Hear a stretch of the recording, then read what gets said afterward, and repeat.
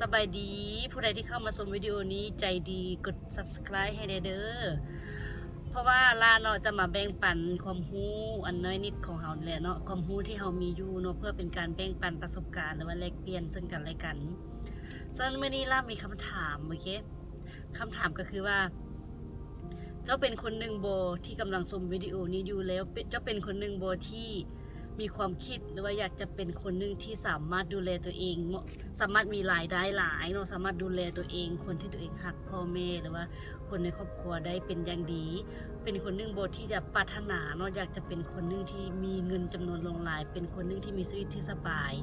สามารถไปเที่ยวทั่วประเทศลาวสามารถไปเที่ยวต่างประเทศได้เนาะโดยที่บ่กังวลเรื่องการเงินเลยสินะจะเป็นคนนึงที่อยากมีรถหรูเป็นของตัวเองบ่อยากมีเฮือนในฝันอยากมีเฮือนหลังใหญ่ๆอยากแบบตื่นขึ้นมาแล้วบ่จำเป็นต้องมีความกังวลว่าจะเอาเงินมาจากไสมื้อนี้เฮาจะเอาเงินส่วนใดไปใช้ส่วนใดสิเนาะชีวิตแบบนี้เนาะแน่นอนว่าไผก็ต้องมีความฝันอยากจะเป็นอยู่แล้วแม่นบ่ชีวิตที่แบบบ่มีหนี้บ่มีสินชีวิตที่มีแต่ความสบายเนาะฉะนั้นเฮาก็เฮ็ดให้สุขภาพจิตดีสุขภาพกายก็ดีเนาะถ้าว่าเฮาบ่มีความกังวลแม่นบ่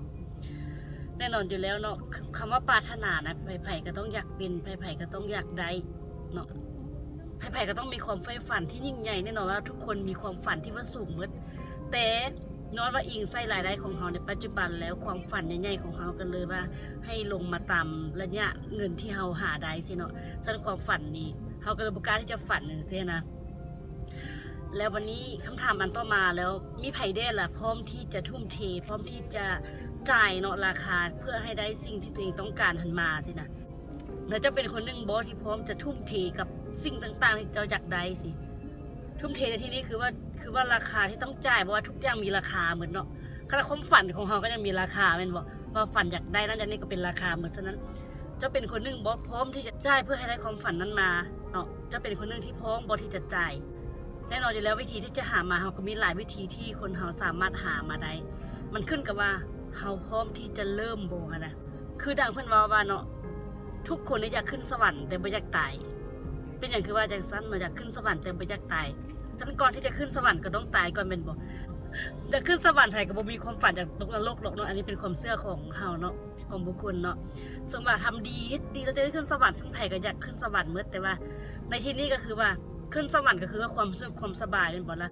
เฮาเป็นผู้หนึ่งบ่ที่พร้อมที่จะเฮ็ดทุกอย่างเพื่อให้ได้ตามที่เฮาต้องการตัวอย่างถ้าเราเรื่องธุรกิจเนาะคือเขาเป็นคนหนึ่งพร้อมจะลงทุนพร้อมที่จะเสี่ยงพร้อมที่จะตัดสินใจพร้อมที่จะคิดในแง่ของธุรกิจ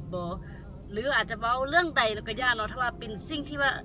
เป็นนักศึกษาเป็นคนเฮ็ดเวียกอย่างสินะเขาพร้อมจะได้รับสิ่งที่เขาต้องการนี่คนเขานี่มักความสบายแต่ว่าเขาบ่อยากลงมือเฮ็ดสินะเนาะมีแต่คิดได้แต่ว่าบ่ลงมือเฮ็ดสินะฉะนั้นเขาก็จะบ่ได้สิ่งที่เขาต้องการแล้วเป็นอย่างว่าคนเขาส่วนหลายคือแบบว่าอยากได้อยากได้อันดีๆอยู่แต่ว่าเป็นอย่างคือแบบบ่พร้อมที่จะจ่ายบ่พร้อมที่จะลงมือเพราะว่าอย่างเนาะความจริงแล้วมันมีหลายเหตุผลโอเคมันมีหลายเหตุผลที่เป็นตัวซัพพอร์ตหรือว่าเฮ็ดให้เฮาบ่ได้ตัวนั้นก็คือแต่ว่าเราอยากจะเว้าอันนึงเนาะที่ว่าสำคัญตัวที่เฮ็ดให้เฮาบ่ได้ตามที่เฮาต้องการเนาะคือความย้านเนาะความย้านในที่นี้ก็คืออาจจะความย้านที่จะลงมือความย้านที่จะล้มเหลวความย้านที่จะเฮ็ดบ่ได้เนาะความย้านที่จะลุดทุนบ่ความย้านที่แบบว่าจะขายหน้าบ่หรือความย้านคนอื่นเว้าให้บ่นี่ก็เป็นสิ่งสำคัญฉะนั้นเพื่อจะให้เราได้รับสิ่งที่เราต้องการนะความย้านอย่างก็จะที่อยู่ในใจบ่อยู่ในหัวของเรานะเนาะสมมติว่าความย้านมันเกิดมาจากแค่ความคิดของเราเกิดมาจากภายในของเราพุ่นเนาะจิตใต้สำนึกของเราพุ่นเราได้เป็นคนควบคุมเราเป็นตัวที่กำหนดเองถ้าว่าเราอยากจะเฮ็ดในสิ่งที่เราปรารถนาและเรามุ่งหวังไว้นะความย้านเหล่านั้นมันบ่ได้มีอุปสรรคอย่างเพราะมันอยู่ที่ใจเรามันอยู่ที่ความคิดของเรานี่เองเนาะเฮ็ดได้สิลบความย้านได้มีหลายวิธีที่เราสามารถลบความย้านได้เนาะมื้อหน้าเราจะอัดคลิปเฉพาะพิเศษเรื่องความย้านมาเนาะแนะนำให้ทุกคนมื้อนี้ความย้านคือว่าเราย้านอย่างลักๆมื้อนี้เราจะบอกคือย้านอย่างเฮ็ดอันนั้นเราย้านอันใดเฮ็ดอันนั้นและความย้านก็จะมื้อนี้เท่านี้ก่อนเนาะขอบใจที่กด Subscribe และติดตามเด้อมื้อหน้าเราจะมาแบ่งปันความรู้อันใหม่อีกเนาะหวังว่าจะเป็นผลประโยชน์ต่อหลายๆคนขอบใจ